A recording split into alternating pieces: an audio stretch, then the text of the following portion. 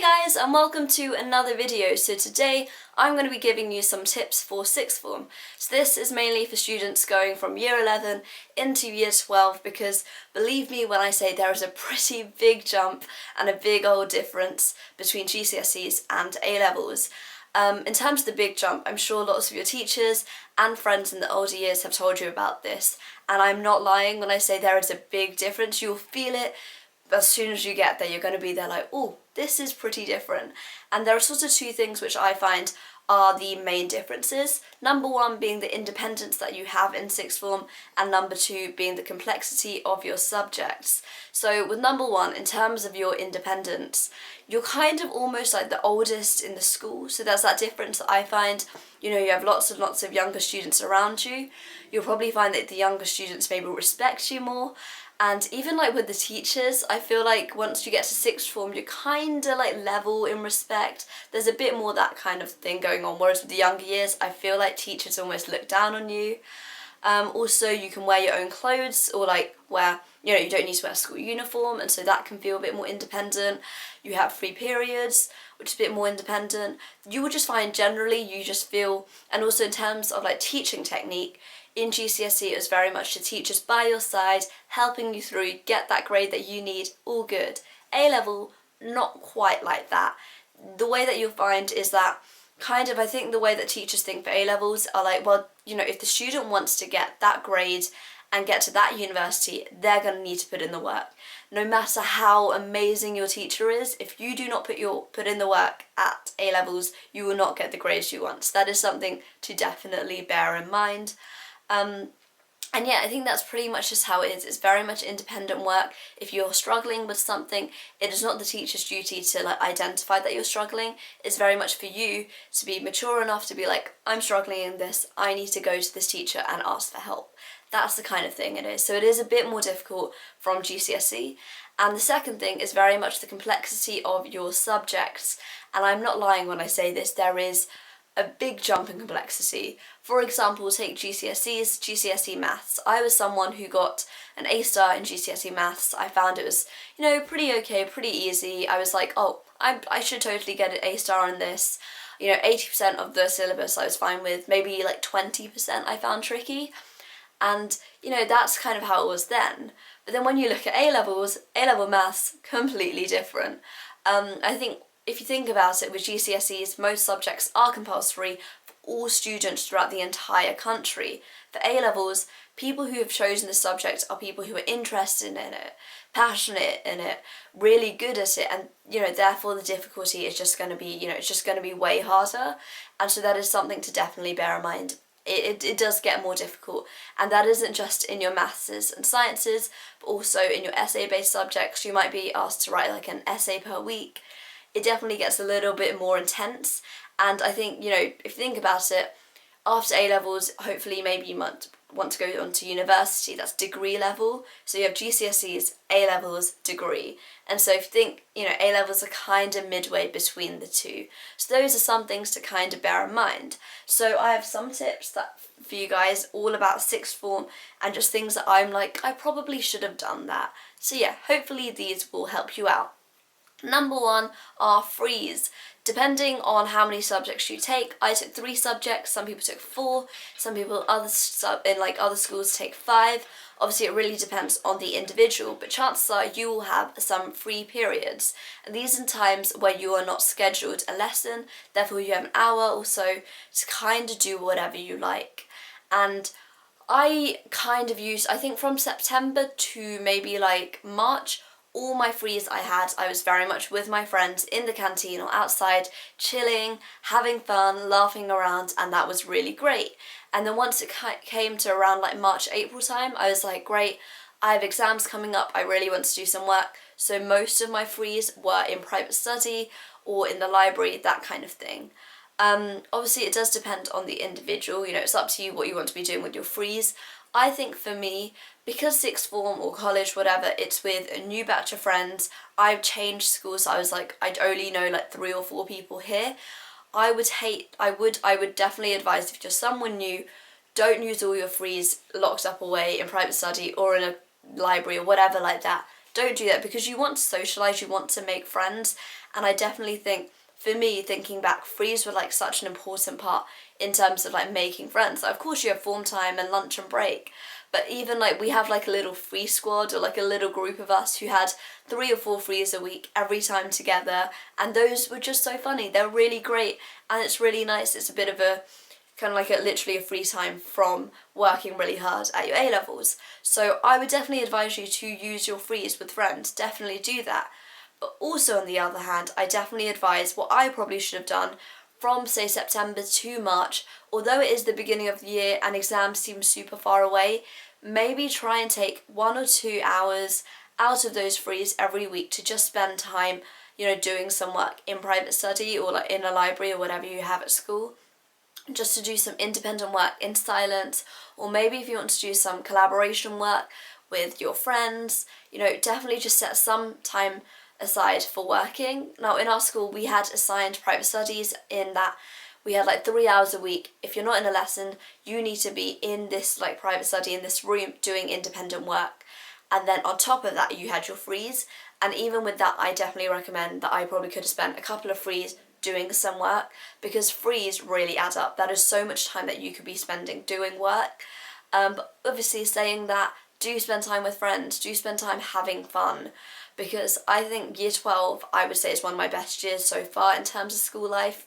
It's just been a really great year in terms of a whole bunch of different things, but frees definitely add up. So yeah, think about it like that. Number 2 is kind of doing small bits of revision throughout the entire year, so you're not just like, you don't just have a mass of work to do at the end for those end of year exams. And one of my things is definitely to make notes, and this is something I'm going to tell myself I'm going to do. Hopefully I will do it, and I definitely recommend it for year 12 students. So I would say maybe at the end of the week, set aside perhaps half an hour per subject just to write up all your notes. Obviously, for some subjects this isn't really, like maths, I wouldn't really say to do it. For things like bio and chem, for myself, I definitely recommend to do, maybe set aside an hour on a Saturday or something just to write up all your notes really concisely of the things you've learnt that week. This means that you've kind of got it in your head a bit more, you've kind of reviewing your work, seeing if you really understand it, and if you don't understand it, then you need to really be putting in the work, asking for help from teachers or looking up stuff online to make sure you've really cemented it and really understand that knowledge.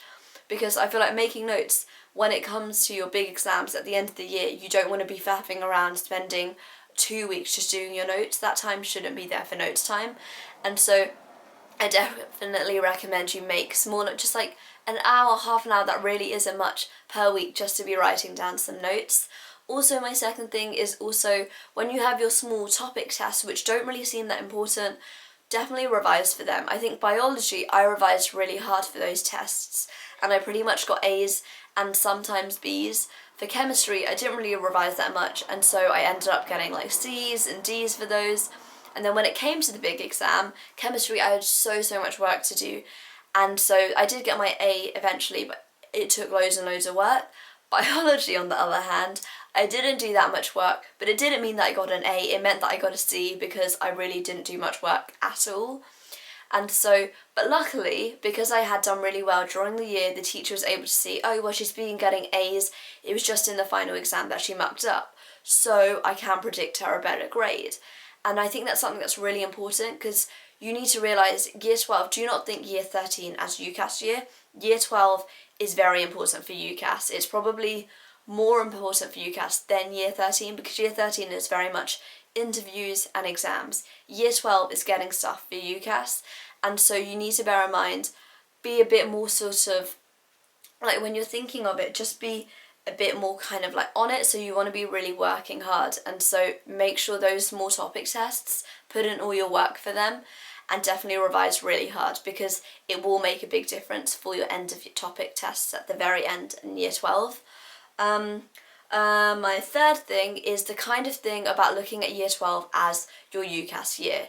What most of my friends saw it as, it's the year for you to get your evidence for universities, to be like, look, I'm a really keen student, I'm really bright, I'm really enthusiastic, this is all I've done to show you that I'm really great. And so a few things you want to be looking at is, number 1, further reading. This is you yourself choosing a book to read throughout year 12 that shows teachers that, hey, and like universities, hey, I'm really great, look at all the books I've read that are outside my syllabus and are really going to make me an insightful student. Second thing is by looking for some work experience. Hopefully, I would say try and get a work experience placement for the summer by Christmas maybe. I had one done up by Christmas and another one done up before Easter. So I had 2 work experience placements. One is perfectly fine. But yeah, like I said, work experience, try and get that sorted out before Christmas. It just makes you feel like you've got summer sorted and you're kind of on track. And third is definitely any lectures or extra little things like that. With sort of open days, I would say if you want go in year 12 but it isn't like a massive issue, year 13 it's perfectly fine to go for open days and summer as well of year 12. But I would say lectures are so important. If you are looking to go into medicine, definitely check out King's. They pretty much held lectures every single week and they're completely free to go to.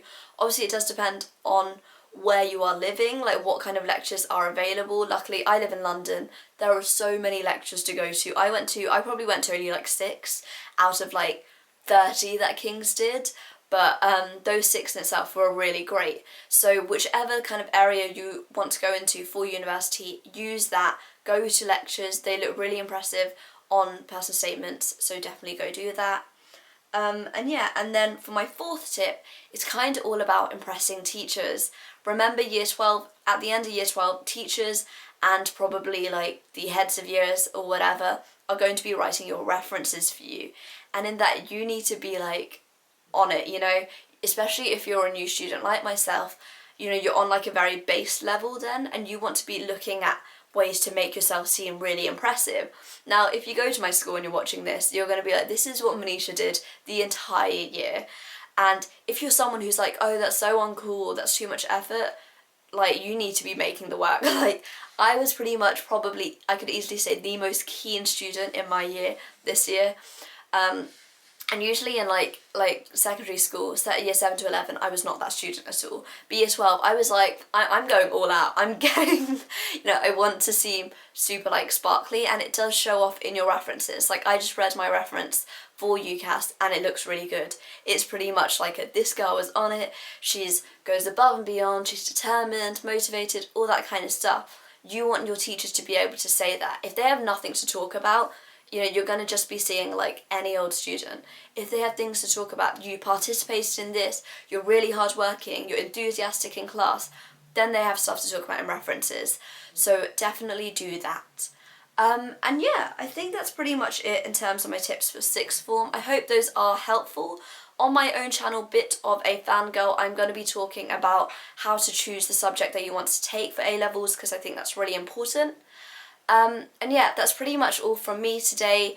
Please do comment down below anything that you need to ask. Check out my own channel, Bit of a Fangirl. Give this video a thumbs up if you enjoyed it, and I hope you're having a great summer. Bye!